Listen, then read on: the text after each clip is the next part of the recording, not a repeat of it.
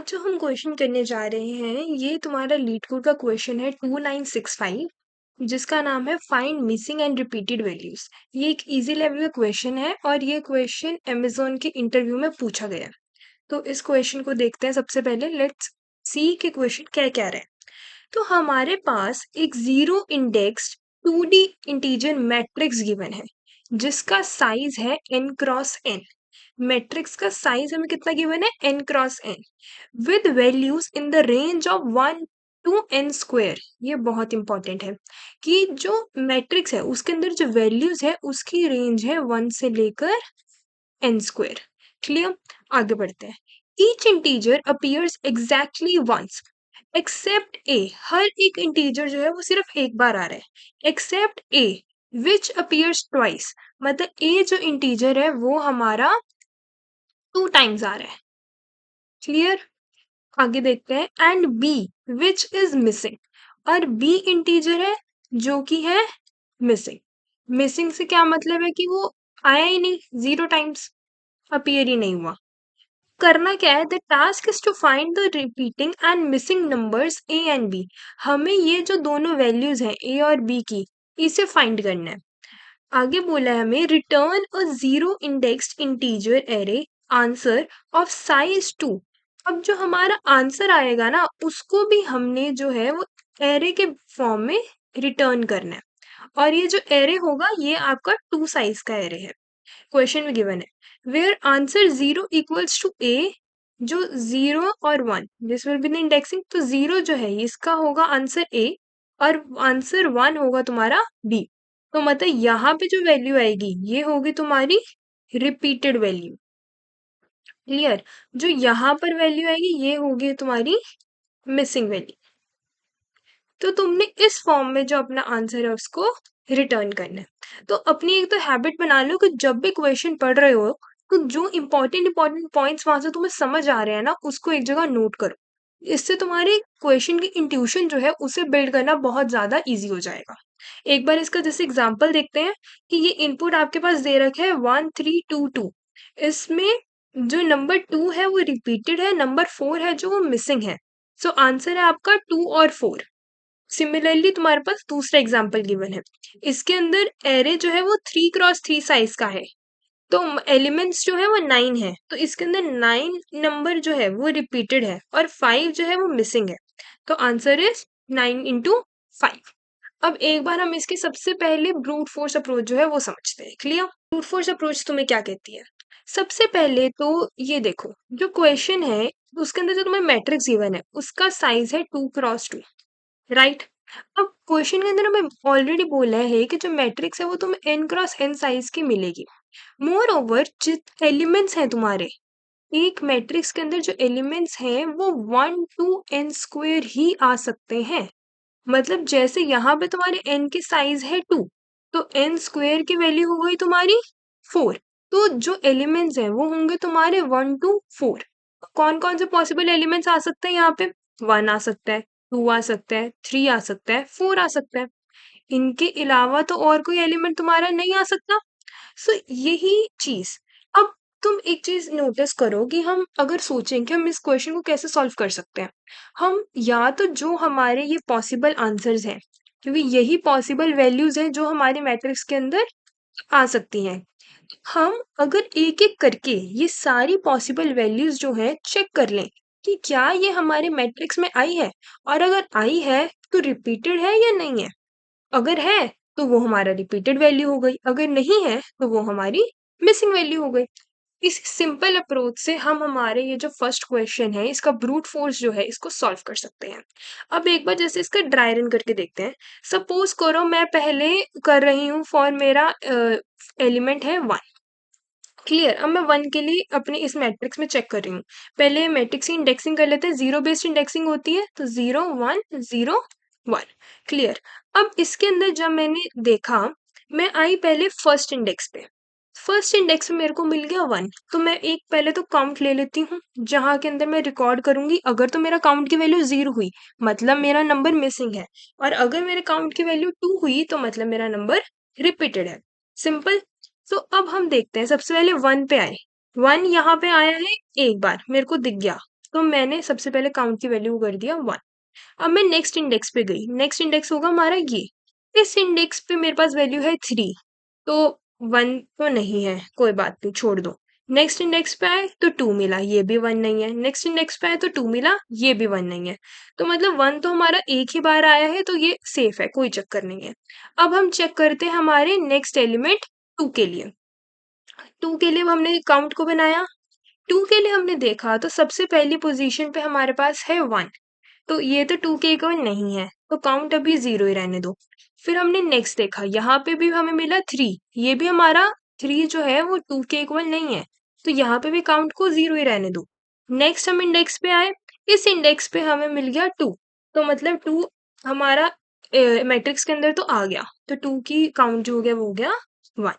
Next हमने check करा last index, यहाँ पे भी 2 मिल गया, तो 2 की वैल्यू जो हो गया 1 की जगह हो गई 2। तो इसका मतलब हमें पता चल गया कि 2 जो है ये है हमारा रिपीटेड वैल्यू। क्लियर? क्योंकि क्वेश्चन में उन्होंने आपको बोला था कि अगर आपने क्वेश्चन बहुत अच्छे तरीके से पढ़ा हो, क्वेश्चन में दे हैव क्लियरली सेड कि all the integers have appeared exactly once except A जो अपीयर हुआ है ट्वाइस और बी जो अपीयर हुआ है मिसिंग, मतलब जो अपीयर ही नहीं हुआ है। तो मतलब हमारे पास हमें ए की वैल्यू यहाँ से मिल गई, हमारा ए जो है दैट इज योर 2। क्लियर है? चलो एक चीज तो हमने फाइंड कर ली। अब हम नेक्स्ट पे आते हैं 3। 3 पे अब हमने 3 का काउंट करना स्टार्ट किया। 3 का जब हमने काउंट किया तो पहले स्टार्टिंग में तो इसको 0 रखा, फिर फर्स्ट पोजीशन पे आए, यहाँ 1 था, 3 से इक्वल तो नहीं है। फिर सेकंड इंडेक्स पे आए, यहाँ 3 मिल गया, तो इसका काउंट 0 की जगह हो गया 1। फिर नेक्स्ट पे आए, यहाँ हमें मिल गया 2, तो ये भी हमारा 3 के इक्वल नहीं है। लास्ट इंडेक्स पे भी हमें मिल गया 2, तो ये भी 3 के इक्वल नहीं है। तो मतलब हमारा ये सेफ है, 3 से कोई प्रॉब्लम नहीं है हमें। नेक्स्ट आते हैं हमारा लास्ट एलिमेंट दैट इज 4। 4 के लिए भी हमने काउंट स्टार्ट किया वापस से 0।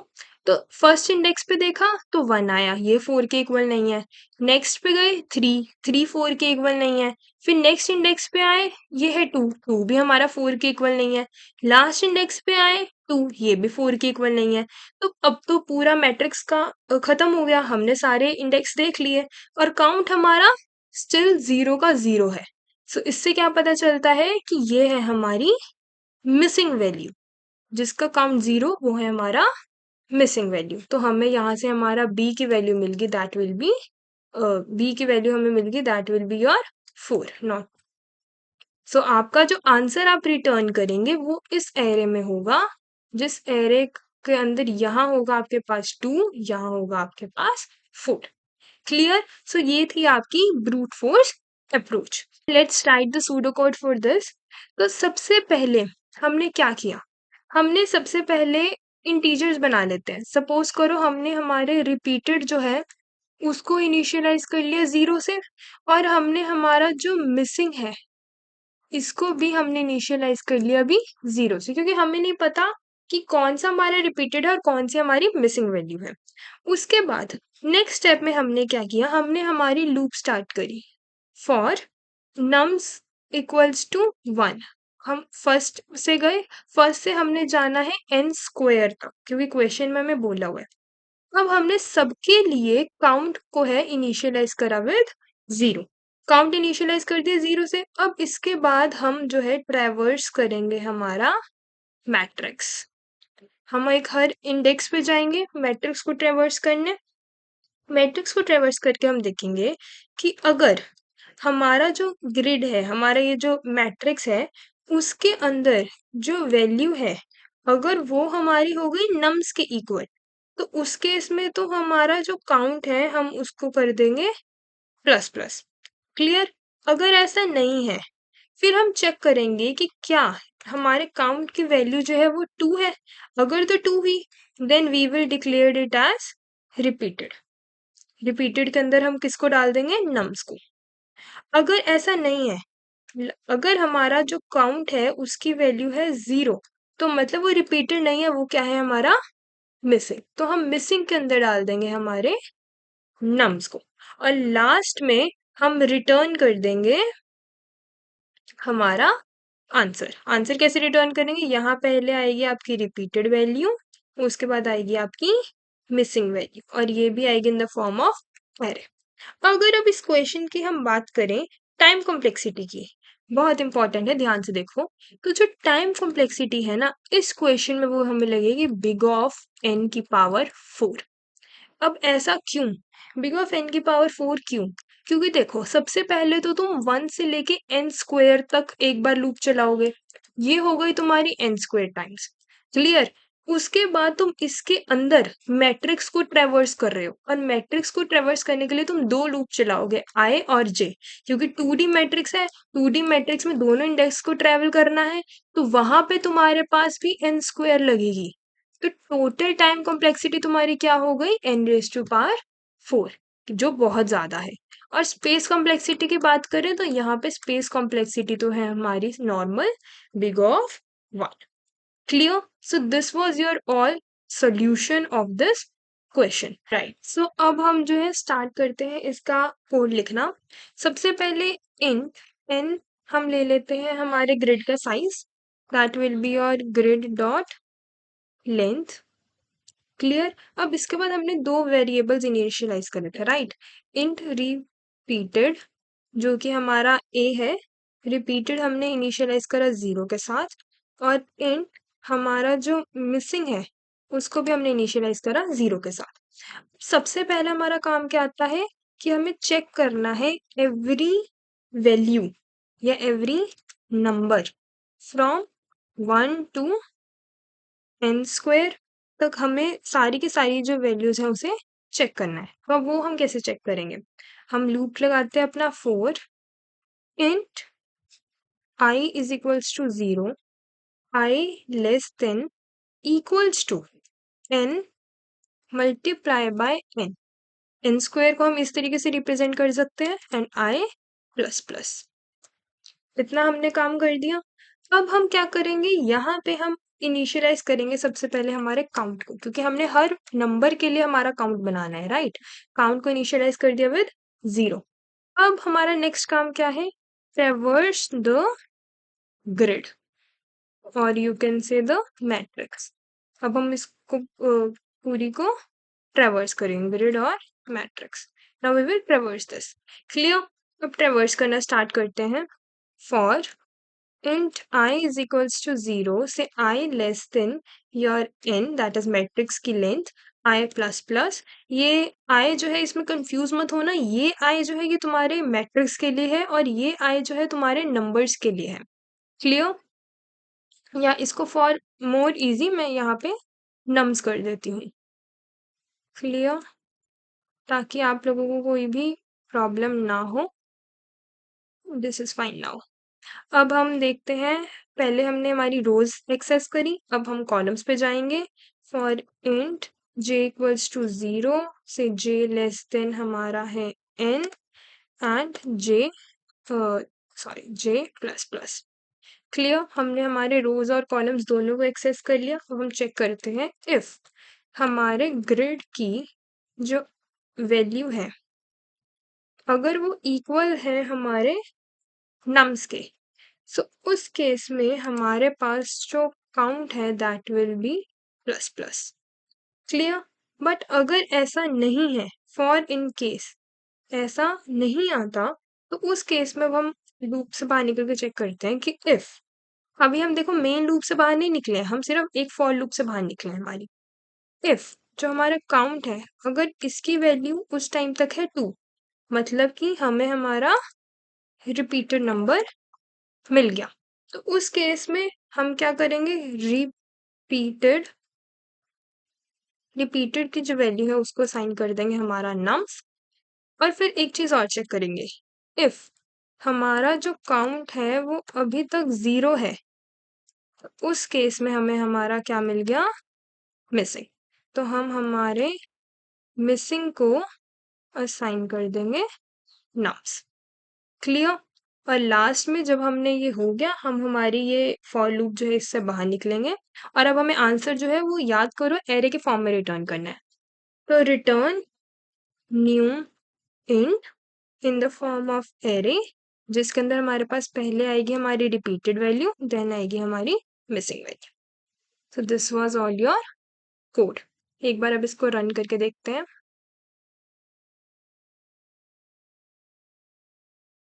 सो या टेस्ट के हिसाब के दोनों पास हो चुके हैं।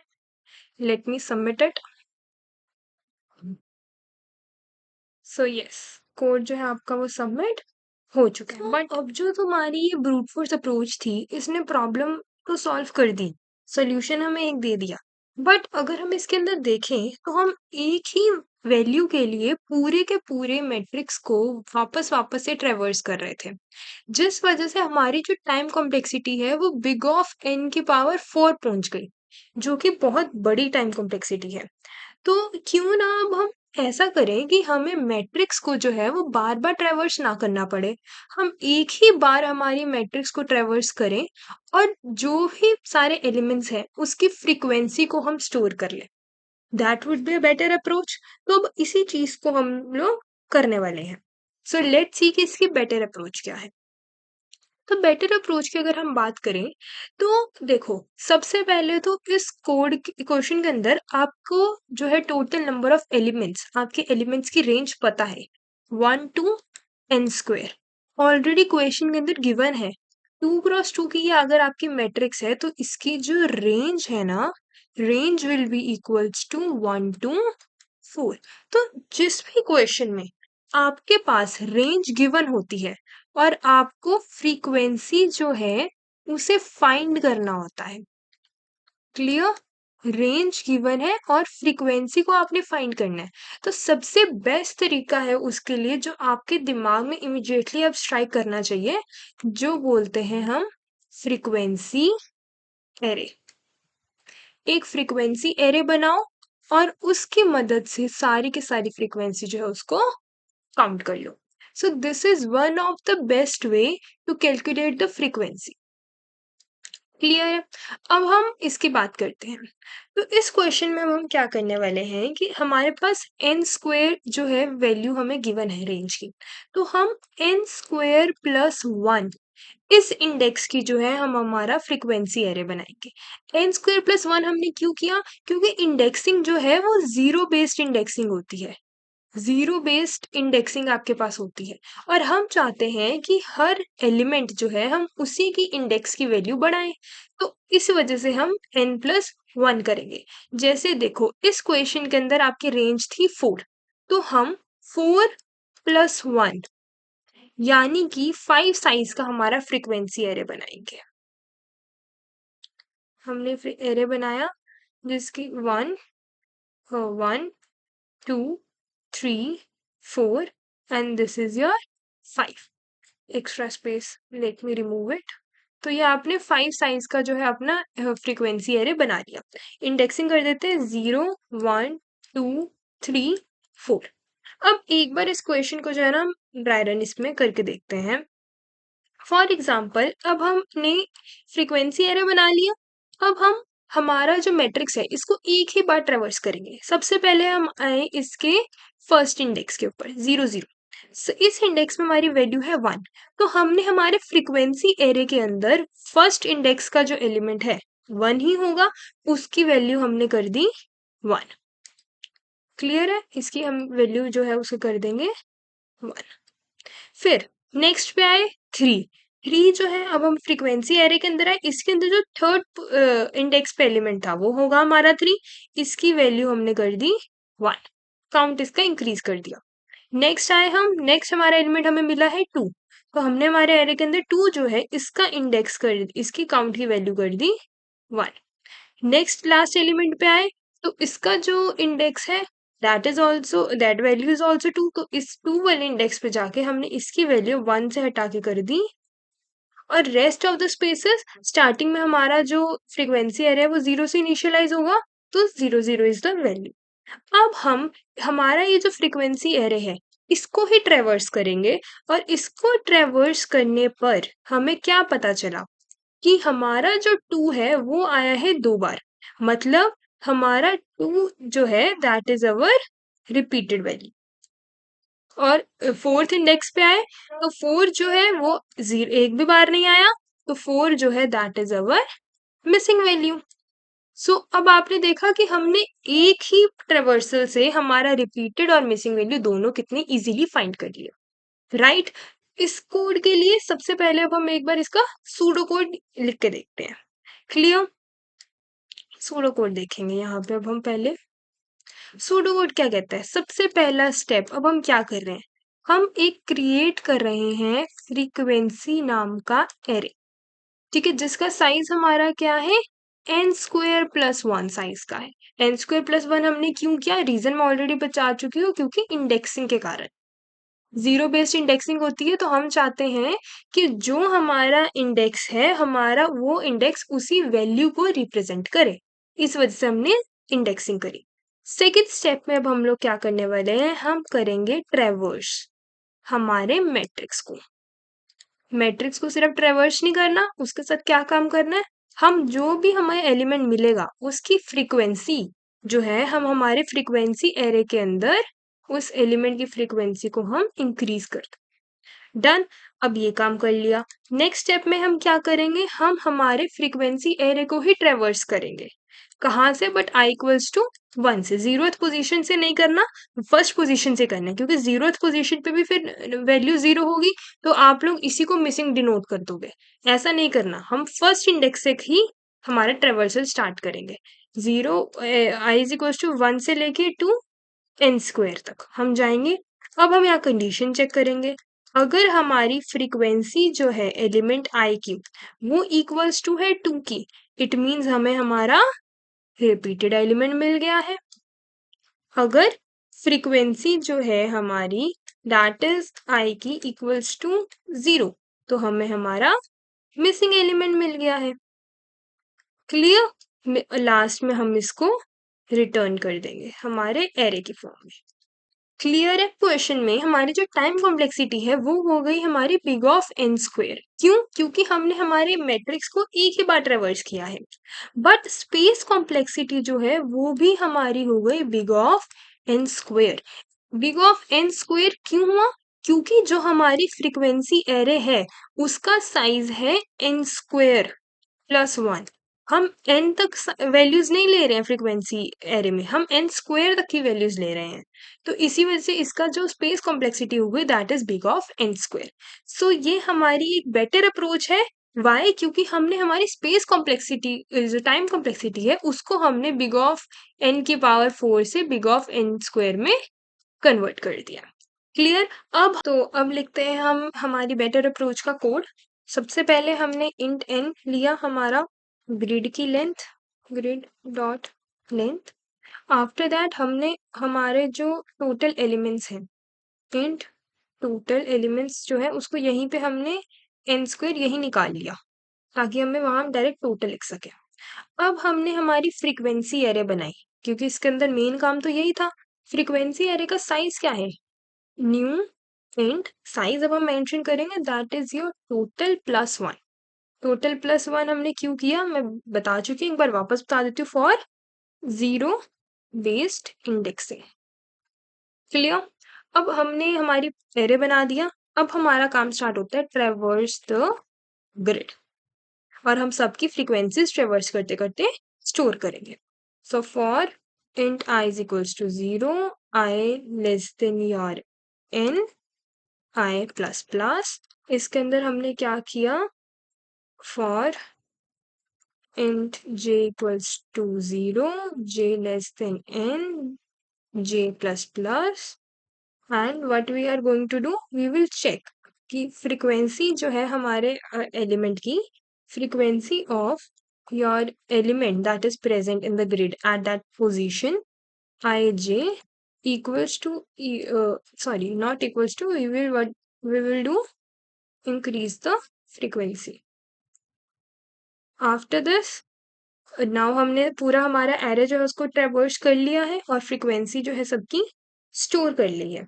इसके बाद हम लोग नेक्स्ट स्टेप हमारा क्या करेंगे, हम इंट लेंगे हमारा रिपीटेड वैल्यू जीरो से, और इंट हमारा missing, same as the last question, missing equals to zero, दोनों को इनिशियलाइज कर दिया। अब हमने हमारा फाइंड करना है, मिसिंग और रिपीटिंग एलिमेंट्स। तो हम इसको कैसे करेंगे, अब हम हमारी फ्रीक्वेंसी वाले जो एरे है हम इस एरे को ट्रेवर्स करेंगे। कैसे करेंगे, for int i is equals to 1, 0 से नहीं 1 से, क्योंकि फर्स्ट इंडेक्स पे जाएंगे हम। i less than equals to हमारा टोटल, क्योंकि टोटल था हमारा n cross n size, i plus plus. इसके अंदर हमने चेक करा इफ हमारा फ्रीक्वेंसी ऑफ i जो है वो इक्वल्स टू है 2k, तो इसका मतलब हमारा रिपीटेड मिल गया। तो रिपीटेड जो है इक्वल्स टू i, रिपीटेड हो गया हमारा i। अदरवाइज अब हम चेक करेंगे नेक्स्ट कंडीशन, इफ हमारा जो फ्रीक्वेंसी है i का, ओके, इट्स इक्वल्स टू 0। अगर फ्रीक्वेंसी 0 के इक्वल है मतलब हमें क्या मिल गया, मिसिंग एलिमेंट मिल गया हमारा एज i। यहाँ से हमें हमारी दोनों चीजें मिल गई। एट लास्ट हम हमारा आंसर जो है रिटर्न कर देंगे in the form of array. So return new int, हमने रिटर्न किया जिसके अंदर पहले आई हमारी repeated value, then comes our missing value. Clear है? So this was your code, let's run this once.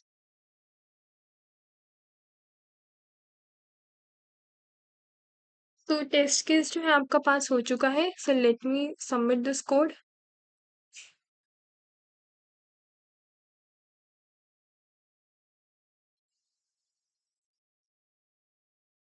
So yes, here's the final answer. Finally हमने हमारा ये जो क्वेश्चन था इसकी ब्रूट और बेटर अप्रोच दोनों देख ली है। हमने उसको बिग ऑफ एन की पावर 4 से बिग ऑफ एन स्क्वायर के अंदर रिड्यूस करा है। बट यहाँ पे हमारे पास प्रॉब्लम आती है कि space complexity big of N square है। तो क्या हमारे पास कोई ऐसी अप्रोच है कि हम हमारी स्पेस कॉम्प्लेक्सिटी को बिग ऑफ 1 में कन्वर्ट कर दें? सो यस, वो सॉल्यूशन हमारे पास है, बट वो हमारे पास एक मैथमेटिकल अप्रोच है। तो उस मैथमेटिकल अप्रोच को करने के लिए और उसे बिल्कुल स्ट्रक्चर्ड वे में समझाने के लिए हम वो नेक्स्ट पार्ट में लेके आएंगे इन द नेक्स्ट वीडियो। तब तक आप इसी दोनों अप्रोचेस को बहुत अच्छे तरीके से करें। Keep learning and keep thinking. Thank you, मिलते हैं नेक्स्ट वीडियो में।